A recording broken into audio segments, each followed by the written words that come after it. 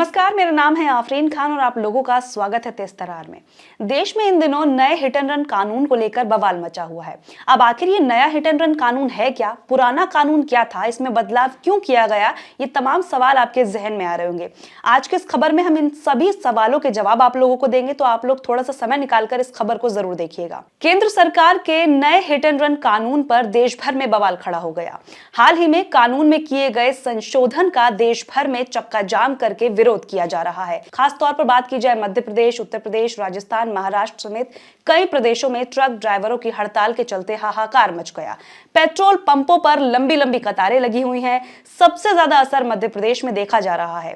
इस बीच all India transport Congress और सरकार के बीच मंगलवार को दिल्ली में एक बैठक भी हुई।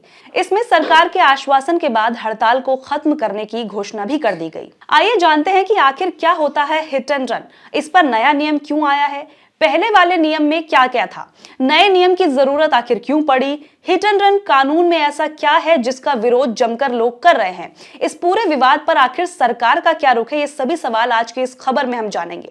पहले जानते हैं कि हिट एंड रन होता क्या है। सबसे पहला सवाल आपके जहन में यही आ रहा होगा।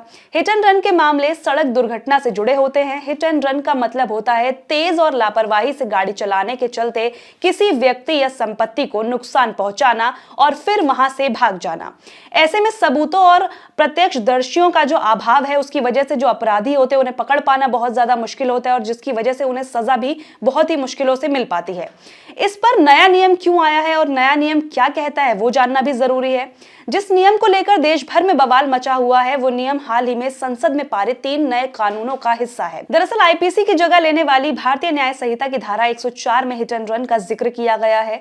ये धारा लापरवाही से मौत का कारण बनने के लिए दंडात्मक कार्रवाई करने का प्रावधान देती है। धारा 104(1) कहती है कि जो कोई भी बिना सोचे समझे लापरवाही से कोई भी ऐसा कार्य करके जिसकी वजह से किसी व्यक्ति की मृत्यु का कारण वो व्यक्ति बन जाता है, जो गैर इरादतन हत्या की श्रेणी में नहीं आता, उसे किसी एक अवधि के लिए कारावास से दंडित किया जाएगा, जिसे 5 साल तक बढ़ाया जा सकता है और जुर्माने के लिए भी उत्तरदायी होगा। धारा 104(2) क्या कहती है वो बताते हैं।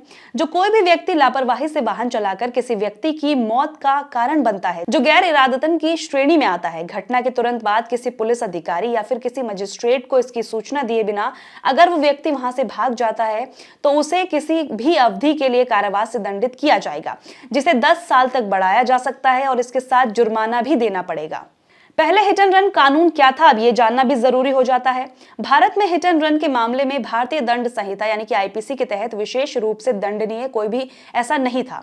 हालांकि जब हिट एंड रन मामले पर सवाल उठता है तो धारा 279, 304(a) और 338 सामने आती है। धारा 279 लापरवाही ड्राइविंग की परिभाषा और सजा का प्रावधान रखती है। इसमें कहा गया है कि जो कोई भी व्यक्ति किसी भी सार्वजनिक स्थान पर तेजी से या फिर लापरवाही से वाहन चलाता है और इससे किसी मानव के जीवन को खतरा होता है या किसी अन्य व्यक्ति को चोट लगती है या चोट लगने की कोई आशंका होती है तो उसे कारावास की सजा से दंडित किया जाएगा, जिसे 6 महीने तक बढ़ाया जा सकता है या जुर्माना भी लगाया जा सकता है। आईपीसी की धारा 304(a) में लापरवाही से मौत के लिए सजा का प्रावधान है। यह आईपीसी के तहत एक विशेष प्रावधान है और यह धारा सीधे हिट एंड रन मामलों पर लागू होती है जिसके चलते पीड़ितों की मृत्यु हो जाती है। इसमें कहा गया है कि जो भी लापरवाही से किए गए किसी ऐसे कार्य से किसी व्यक्ति की मृत्यु का कारण बनता है और जो गैर इरादतन हत्या की श्रेणी में नहीं आता तो उसे 2 साल तक की सजा या फिर कैद कह लीजिए आप, या जुर्माना, या फिर दोनों से दंडित किया जाएगा। अब बात करते हैं अगली धारा यानी कि 338। उस स्थिति में सजा का प्रावधान करती है जब पीड़ित की मृत्यु नहीं हुई हो लेकिन वो गंभीर रूप से घायल हुआ हो। इसमें कहा गया है कि जो कोई भी जल्दबाजी या फिर लापरवाही से काम करने किसी व्यक्ति को गंभीर चोट पहुंचाएगा, उसे 2 साल तक की कैद या फिर जुर्माना या फिर दोनों चीजों से दंडित किया जाएगा। अब ये तो बात हुई पुराने नियम की। अब यहाँ पर यह जानना जरूरी है कि आखिर नए नियम की जरूरत क्यों पड़ी। फिलहाल हिट एंड रन के मामलों में सबसे बड़ा मुद्दा यह है कि अपराध स्थल से अपराधी के खिलाफ किसी भी प्रत्यक्ष सबूत का अभाव होता है। इस वजह से अपराधी को पकड़ने में पुलिस को बहुत ज्यादा दिक्कत आती है। इसके अलावा ज्यादातर मामलों में यह भी देखा गया है कि जो अपराधी है वो वहां से भाग जाते हैं ताकि उन्हें कोई पकड़ ना पाए।